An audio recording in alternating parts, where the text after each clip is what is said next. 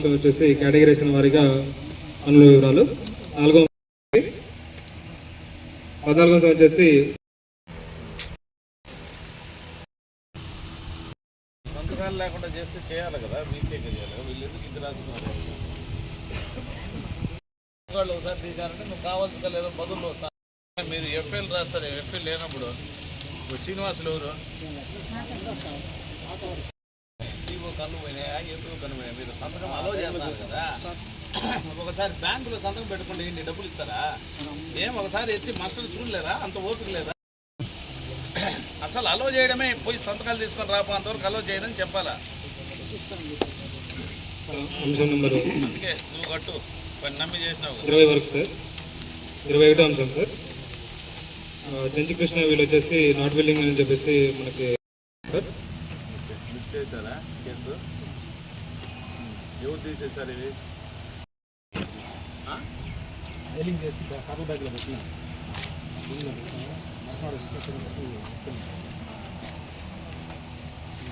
Case ఇతని పైన పెట్టారా, ఊరి పైన పెట్టారు? మిస్ అంటే ఎవరు పోగొట్టారు? ఆఫీస్లో డాక్యుమెంట్ మీ ముగ్గురికి సస్పెండ్ చేస్తాను. ఫీల్డ్ లెక్చర్ నుంచి ఏపీ వరకు అందరినీ ఏమేమి గాడిదలు కాస్తారా ఆఫీస్లో కూర్చొని? అందుకనే పర్టికులర్గా ఎవరికి ఇచ్చారు, ఎవరికి ఇచ్చారు సిఓ ఏపీఓ రెస్పాన్సిబుల్. మీరు అది తీసి ఎవరికైనా ఇచ్చారా ఫైలింగ్కు? అది చెప్పండి.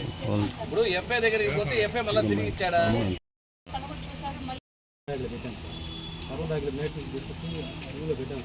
అర్రలు గిర్రలు కాదయ్యా, ఏమా తమాషలుగా ఉందే. నిన్ను నమ్మి ఇచ్చాడు, మళ్ళీ తిరిగి సీఓకి ఇచ్చేసి సంతకం తీసుకొని పోవాలా? నేను ముగ్గురిని సస్పెండ్ చేస్తాను. ఏపీఓ నుంచి ఎఫ్ఐ వరకు ఎవరు అవసరం లేదు. అవునమ్మా, నువ్వు అసలు ఇంతవరకు రికార్డే చూడలే. నువ్వు ఇంత అదేంది సంవత్సరం రోజులు రికార్డు చూడకుండా ఆయన ఏపీ పట్టుకుంది. అడిగిన ప్రశ్నకే సమాజం. నీకు వాళ్ళ మసలన్నీ ఎత్తిచ్చారా? నీ దగ్గర నుంచి మళ్ళీ తిరిగి ఇచ్చావా? మళ్ళీ నువ్వే బాధ్యత. నీ పెట్టనో నా పెట్టిన అవసరం లే. నువ్వు అప్పుడు కేసు నువ్వు పోగొట్టుకుంటే నువ్వు ఆ కేసు తమాషాలు చేస్తారా ఏమన్నా? నీ దగ్గర ఇచ్చాడు మళ్ళీ తిరిగి ఇవ్వాలా లేదా? నువ్వు ఫైలింగ్ చేసి పెట్టి మాట్లాడొచ్చి ఇద్దామని చెప్పి ఏం చెప్పావు? మాస్టర్లు నువ్వు తీసుకున్నావు, నువ్వు తిరిగి ఇలా ఇంకా నువ్వే రెస్పాన్సిబుల్. తిరిగి ఇవ్వాలి కదా. నువ్వు ఏడ పెట్టుకునే ఊరు ఇది సంబంధం. మళ్ళీ తిరిగి ఆఫీస్కి హ్యాండ్ ఓవర్ చేయాలి కదా. నిజంగా నువ్వు పోట్టుకుంటే నువ్వు పోయి కేసు ఇవ్వాలా. నేను మస్టర్లు నా దగ్గర ఉన్నాయి, నేను ఎత్తిపెట్టుకున్నప్పుడు ఇప్పుడు కేసు కట్టింది ఎవరు? మళ్ళీ ఎక్కడ పోగొట్టుకున్నావు? ఎవరు?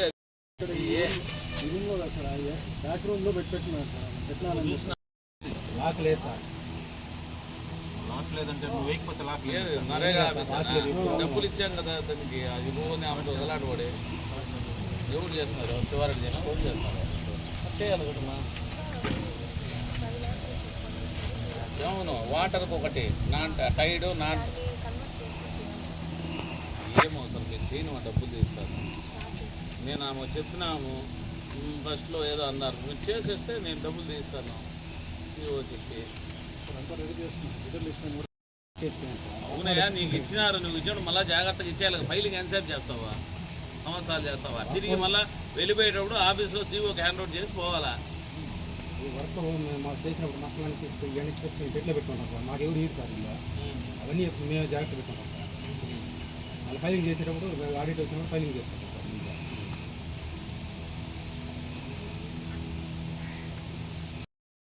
చేశారా? ఏం చేశారు చెప్పండి నాకు. ఎవరైనా వాంటెడ్ తీసుకుని ఎవరు? నువ్వు అనుమానం ఉంటే చెప్పు.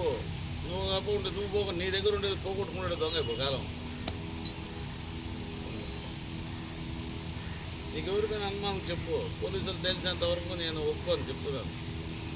రికార్డు పోతే తమాషలుగా ఉంది. పోలీసులు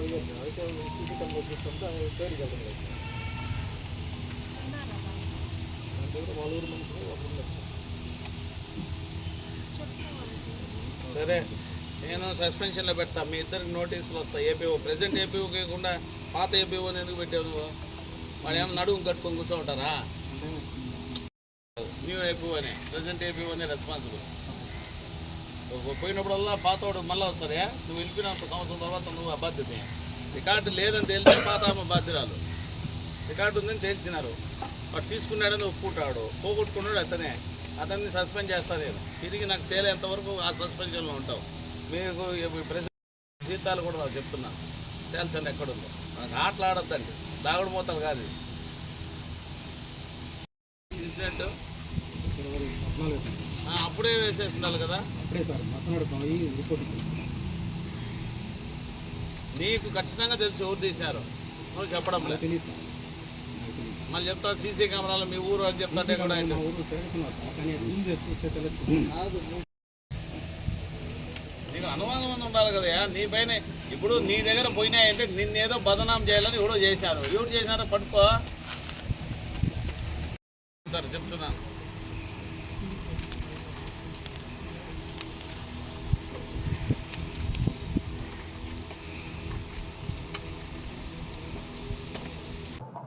ఈనాడు 17వ విడత సామాజిక తనిఖీ కార్యక్రమం వెంకటగిరి మండలంలో అన్ని పంచాయతీల్లో పూర్తి చేసుకొని ఈరోజు బహిరంగ వేదిక ఇక్కడ నిర్వహించడం జరిగింది.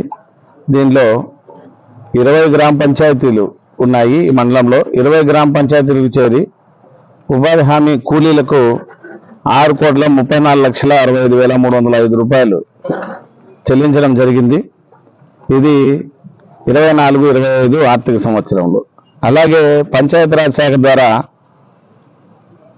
1,95,36,914 రూపాయలు ఖర్చు చేయడం జరిగింది. అంటే దీంట్లో సిమెంట్ రోడ్లు, ఇలా గ్రామాల్లో అంతర్గత రోడ్లు, అలాగే బీటీ ఉంటే అటువంటి వాటికి అన్నిటి కలిపి వీటన్నిటిపైన గ్రామాల్లో వీళ్ళు ఆడిట్ నిర్వహించడం జరిగింది. పంచాయతీ లెవెల్లో గ్రామ సభలో కూడా ఇవన్నీ చదివి వినిపించడం జరిగింది. సో దీనికి సంబంధించి కూలీల్లో గతంతో పోల్చుకుంటే వెంకటగిరిలో పనులన్నీ సక్రమంగా జరిగాయి. కాకపోతే పనులు జరిగిన చోట వర్డన్ ఫొటోస్ ఇచ్చారు, చెరువుల్లో ఉన్నాయి పనులు చేశారు కాబట్టి వాటన్నిటికి కూడా ఇన్నర్ పిట్స్ అవన్నీ కనబడకుండా వచ్చాయి. కానీ దానికి సంబంధించి వర్క్ డన్ ఫొటోస్ అయితే ఇచ్చారు. కాబట్టి వర్క్ ఎగ్జిక్యూషన్ పరంగా జరిగేది, కానీ తక్కువ జరిగింది. ఎక్స్పెండిచర్ కూడా మండలం పోల్చుకుంటే వేజ్ కాంపోనెంట్ కూడా తక్కువగానే జరిగింది. సో ఫీల్డ్ అసిస్టెంట్లలో పొరపాటు ఏమిరా అంటే మాస్టర్స్ అన్ని సంతకాలు చెక్ చేసుకోకుండా, ఉదాహరణకు మాస్టర్లో 10 మంది ఉంటే ఒకరు ఇద్దరి దగ్గర సంతకాలు తీసుకోకుండా రావడం, ఇది కేర్లెస్గా సబ్మిట్ చేయడం, సబ్మిట్ చేసిన దాన్ని ఏపీఓ ఎఫ్ఏ చూసుకోకుండా పేమెంట్ చేయడం, ఇది జరిగినాయి. దానికి సంబంధించి టోటల్ అమౌంట్ అసలు అక్కడ మనిషి లేడు అని డిఆర్పి చెప్తే టోటల్ అమౌంట్ రికవరీ చేశాం. వేజ్ సీకర్ వచ్చి గ్రామ సభకు నాకు డబ్బు ముట్టింది, నేనే పోయినాను, సంతకం పెట్టడం మర్చిపోయినాను అని చెప్పి వాళ్ళు ఒప్పుకొని సంతకం పెట్టినా కూడా అటువంటి కేసులు కూడా ఫైన్ చేశాం. ఎందుకంటే సక్రమంగా సద్వినియోగపడింది, కానీ ఇతను ఒక బాధ్యత గల ఉద్యోగిగా చూసుకోలేదు కాబట్టి పెనాల్టీస్ వేయడం జరిగింది. ఆ విధంగా రికవరీ కింద 62,327 రూపాయలు, పెనాల్టీ కింద 31,500 రూపాయలు, రెండు కలిపి 93,827 రూపాయలను స్టాఫ్ పైన విధించడం జరిగింది. అవి వెంటనే రికవరీ చేస్తాం.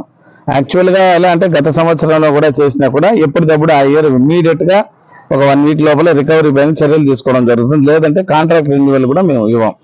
కాబట్టి రికవరీస్ కూడా అందుకే లాస్ట్ ఇయర్ కూడా జిల్లాలో మీ అందరికి చెప్తున్నాను, దాదాపుగా 50 లక్షల రూపాయలు రికవరీ చేయడం జరిగింది. అంటే రికవరీ లేకుండా ఫర్దర్గా సర్వీసెస్ కూడా కొనసాగించడం.